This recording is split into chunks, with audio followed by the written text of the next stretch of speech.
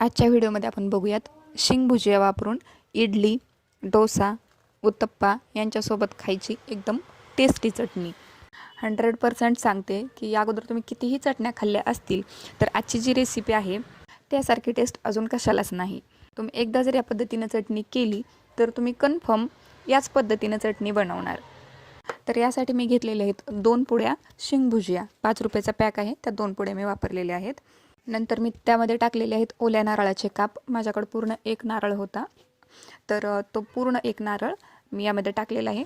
नंतर मी त्यामध्ये टाकत आहे हिरव्या मिरच्या। ह्या मिरच्या खूप जास्त तिखट नाहीत त्यामुळे मी जास्त घेतल्यात। नंतर त्यामध्ये मी टाकत आहे 2 चमचे साखर। साखर तुमच्या आवडीनुसार कमी जास्त करू शकता। आणि हे मिक्सरला पूर्णपणे बारीक करायचं आहे। तुम्ही पाणी घालून देखील बारीक करू शकता। गॅसवरती मी पातेलं ठेवलेलं आहे। तर यामध्ये नंतर 2 छोट्या पळ्या ज्या आहेत ते मी तेल टाकत आहे। तेल व्यवस्थित गरम झालं की त्यामध्ये मी टाकले फोडणीसाठी मोहरी। तर मोहरी तडतडायला थोडासा वेळ लागतो। मोहरी ज्यावेळेस तडतडते त्यावेळेस त्याचा स्मेल हा पूर्ण भाजीमध्ये छान उतरतो।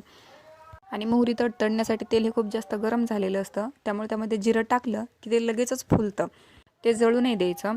आणि त्यामध्ये नंतर ही जे आपण हे मिश्रण सर्व बारीक केलेलं आहे ते मी त्यामध्ये टाकत आहे।